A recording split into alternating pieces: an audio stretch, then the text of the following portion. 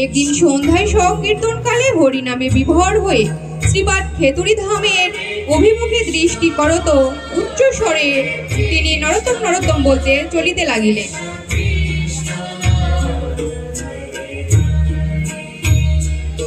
হরে রাম হরে রাম। নুরু, বাবা নুরু, নুরু, এই ধরাধামে আয় বাবা, এই প্রেম মেলাতে আয় নুরু, নুরু, বাবা নুরু, নুরু, তুই এই প্রেম মেলাতে আয় বাবা, তুই এই ধরাধামে আয়। আয় রনি, মাইক্রোফোন দে। নুরু, বাবা নুরু, তুই এই প্রেম মেলাতে আয় বাবা, তুই এই ধরাধামে আয়। তোকে ছাড়া যে এই ধরাধামের মানুষ অসম্পন্ন বাবা, তুই ধরাধামে আয়।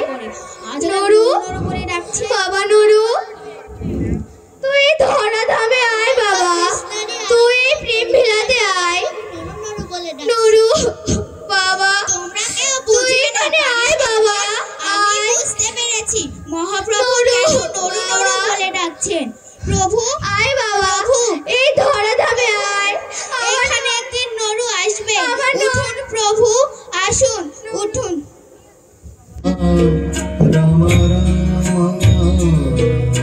এহেন ভাববেগ দর্শন করে নিত্যানন্দ মহাপ্রভু সহ সকল পার্শ্বদবর্গ ভাবলেন নরোত্তম নামে মহাপ্রভু কোনো এক প্রিয় পাত্র এই বঙ্গদেশে আবির্ভূত হবে। হরে কৃষ্ণ, হরে কৃষ্ণ, কৃষ্ণ কৃষ্ণ, হরে হরে, হরে কৃষ্ণ, হরে কৃষ্ণ, কৃষ্ণ কৃষ্ণ।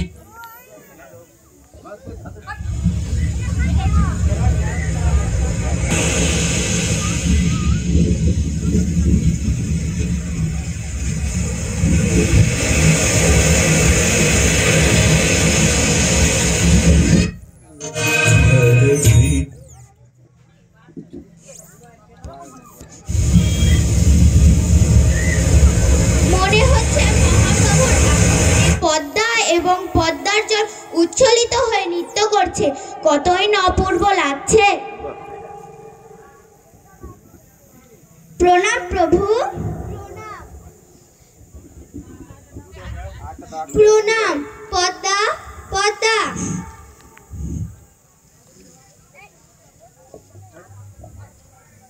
প্রভু, আপনার পদস্পর্শে আমার জন্ম সার্থক হলো, আমায় কৃপা বর্ষণ করুন প্রভু।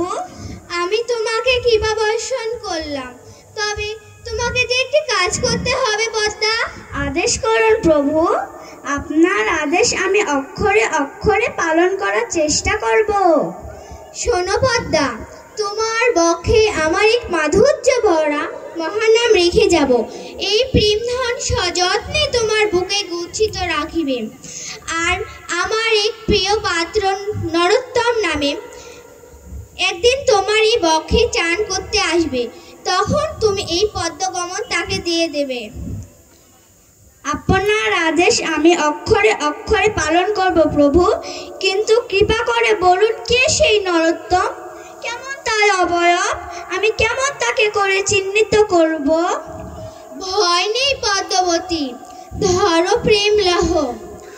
নরোত্তম নামে পাত্র প্রেম তরে দিও, নিত্যানন্দ সহ প্রেম রাখিলা তোমার স্থানে, যত্ন করিহা তুমি রাখিবা গোপনে। প্রভু করি নিবেদন, কেমনে জানিব কার নাম নরোত্তম। যাহার পরশে তুমি অধিক উচ্ছলিবা, সেই নরোত্তম প্রেম তরে দিবা। আমার পরশে যেমন তুমি অধিক উচ্ছলিত হয়েছ, ঠিক নরোত্তমের কমল পরশে তুমি ওই দিন উচ্ছলিত হবে। তথাস্তু প্রভু, আপনার নির্দেশ মতো আপনার প্রেমবোধন আমার বুকে সযত্নে গচ্ছিত রাখবো, আর অপেক্ষা করব আপনার প্রিয় পাত্র নরোত্তম ঠাকুরের জন্য। এবার তাহলে যাই প্রভু। যাই বলতে নেই পদ্মা, এসো। প্রণাম প্রভু, প্রণাম।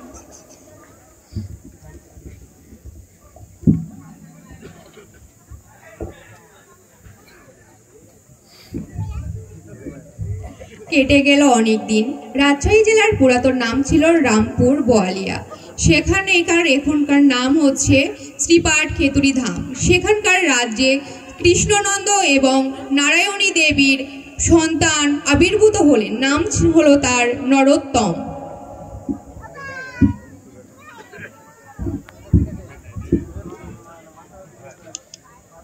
বাবা, তুমি কি করছো?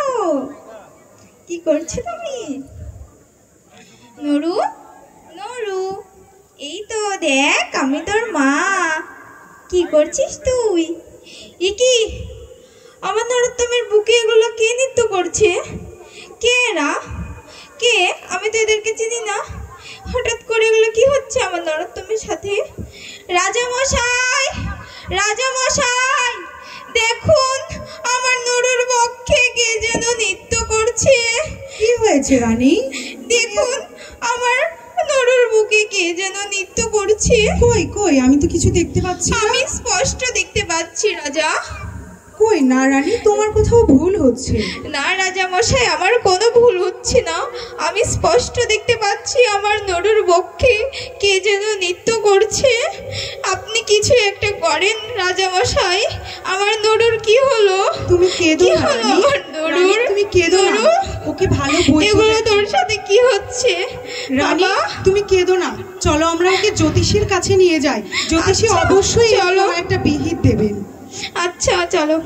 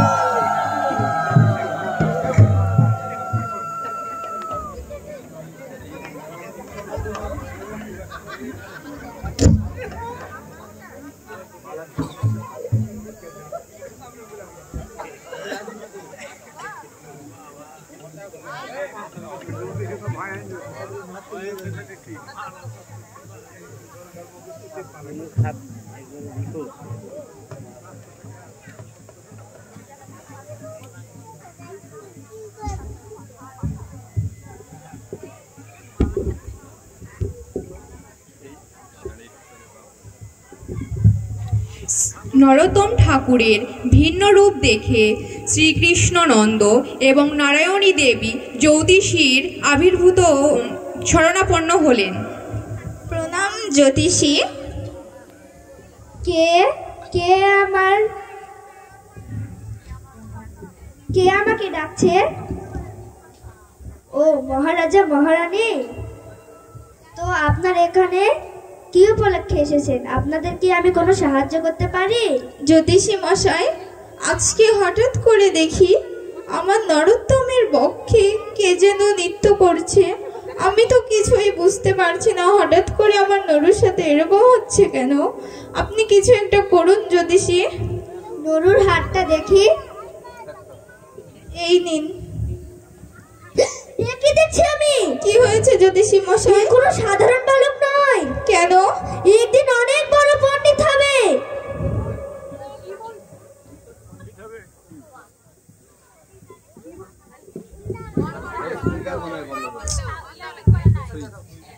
কি বলছেন? এ যদি পণ্ডিত হয়, আমার একমাত্র উত্তরাধিকারী, তাইলে আমার এই এত বড় রাজ্যপাট কে করবে? কে সামলাবে আমার এই রাজত্ব? জ্যোতিষী মশাই, আমার নরুর পণ্ডিত হওয়ার থেকে এর কি কোনো প্রতিকার নেই? একটাই প্রতিকার আছে। কি বলুন? আমি যে কথা বলবো আপনি কি সে কথা মানতে পারবেন? হ্যাঁ, আমি আমার নরুর জন্য সবকিছু করতে পারি জ্যোতিষী। তাহলে শুনুন, আমি বলছি। খেতড়ি ধামের যে পদ্মা নদী আছে, ওই পদ্মা নদীতে নরোত্তমকে কিছুতেই যেতে দেবেন না। আচ্ছা জ্যোতিষী, আমি আমার নরুকে কোনোদিনই পদ্মাতে যেতে দিব না, সবসময় ওকে চোখে চোখে রাখবো। প্রণাম জ্যোতিষী। তথাস্তু।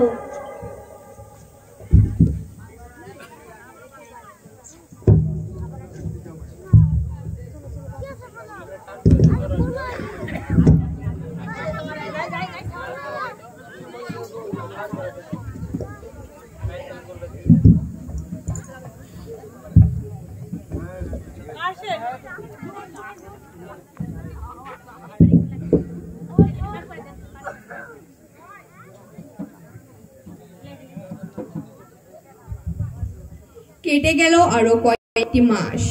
এখন নরোত্তমের অন্নপ্রাশন।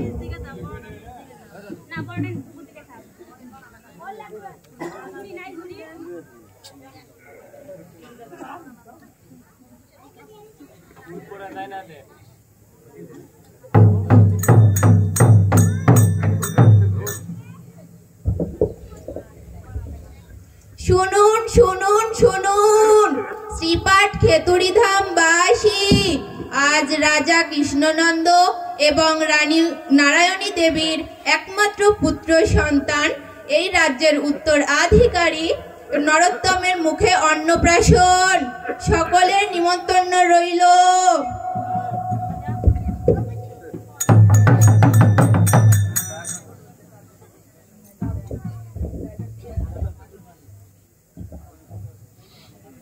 খাবার না দিলে লাগবে না তোর সাথে।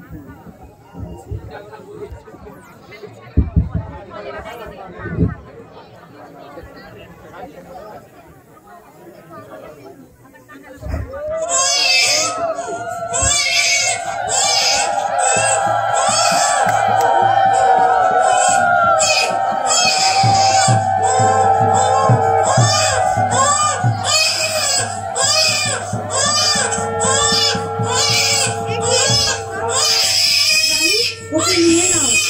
ও মনে হচ্ছে এটা খাবে না, কিন্তু কেন এরকম হলো? স্বাস্থ্যমন্ত্রী দীক্ষিত মৎস্যভোজী ব্রাহ্মণ দ্বারা প্রস্তুত করা হলো অনেক ব্যঞ্জন ও মিষ্টান্ন।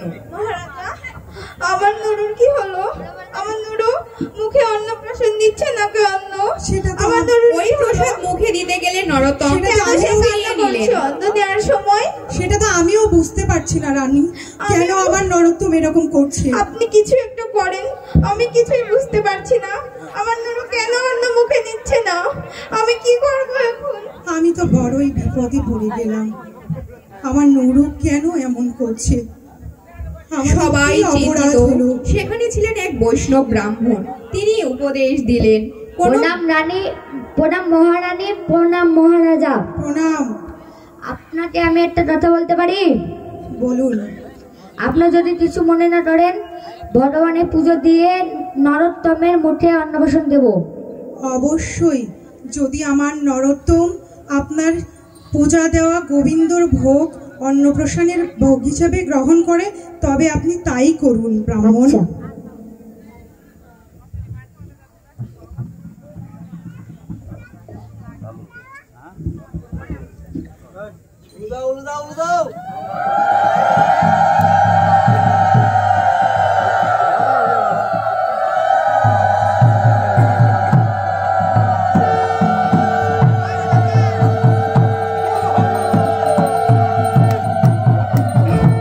এবার নরোত্তম ঠাকুর মহানন্দে সেই প্রসাদ ভক্ষণ করলেন।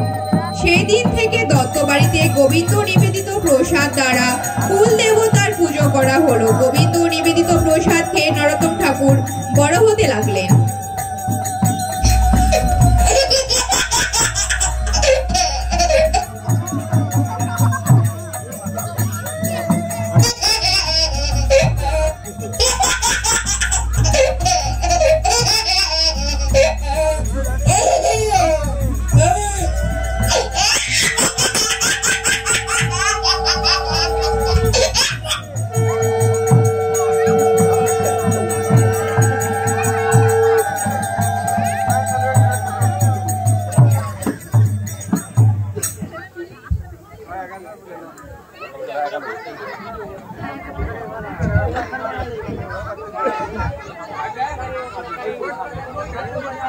কেটে গেল কয়েকটি বছর।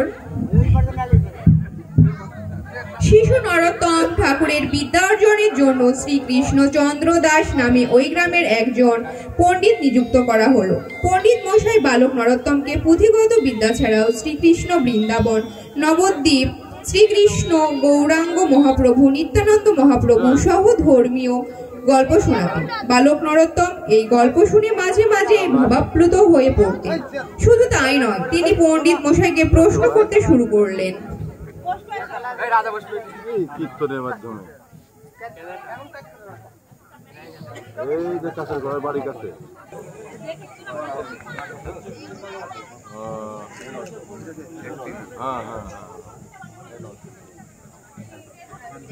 আর একটা নাটক চলতেছে এই শিশুদের।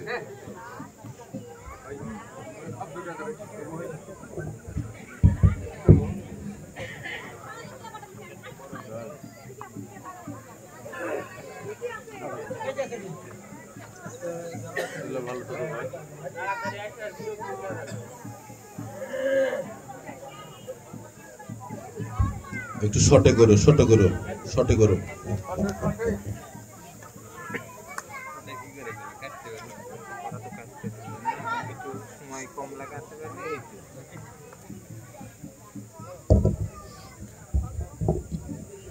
নরু, নরু, নরু, কোথায় বাবা তুই? কোথায় নরু রে? নরু, তোমরা কেউ আমার নরুকে দেখেছো? এই বালকেরা তোমরা বলছো না কেন? তোমরা খেলা করছো, বলছো না কেন নরু কোথায়? বলো নরু কোথায়? বলো নরু রে, নরু কোথায় বাবা তুই? কোথায় গেলি? কখন থেকে তোকে খুঁজছি, পাচ্ছি না। কোথায় তুই? কোথায় বাবা? কোথায়? কি বলছো তোমরা? নরু জঙ্গলে বসে ধ্যান করছে? আচ্ছা, আমি যাচ্ছি জঙ্গলের দিকে। নরু, নরু রে, নরু, নরু, কি নরু? এই নরু, তুই এখানে কি করছিস? তোর বন্ধুরা বললো তুই নাকি ধ্যান করছিস। এই নরু, কথা বল, কথা বল বাবা, কথা বলছিস না কেন? এই আমি তোর মা, দেখ একবার মা বলে ডাক আমাক। দেখ তোর মা এসেছি, দেখ, কথা বল। এই নরু, কথা বল। রাজা মশাই, আমার নরু একা একা বসে থেকে কথা বলছে না আমার সাথে, দেখে। নরু, কথা বল বাবা। এই দেখ তোর বাবা এসেছে, কথা বল। প্রহরী, কথা বল। প্রহরী, কোথায় তোমরা? নরু, এই নরু, নরু, নরু, এই নরু, নরু, কথা নরোত্তম বলছিস না ঠাকুর বাবা? ধ্যানে মগ্ন হয়েছেন। তিনি কথা বল বাবা। আনমনে ভগবানের জন্য প্রার্থনা অর্চনা করছেন। নরু, তার পিতামাতার কথা বল কথা বাবা, শ্রবণ একবার করছেন কথা না, বল। তিনি শুধু গৌর ধ্যানে মগ্ন হয়ে আছেন। কি হয়েছে নরু তোর? কি হয়েছে বাবা? কথা বল।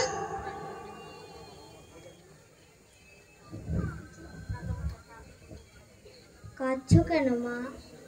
তুই এতক্ষণ ধরে কি করছিস? কথা বলছিস না কেন? আমার কতটা কষ্ট হচ্ছিল তুই জানিস।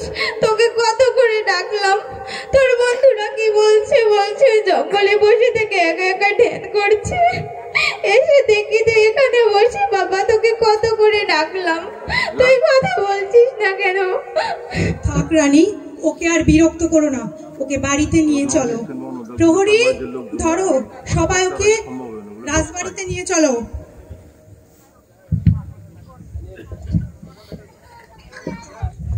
নরোত্তম ধ্যান ভগ্ন হলেন।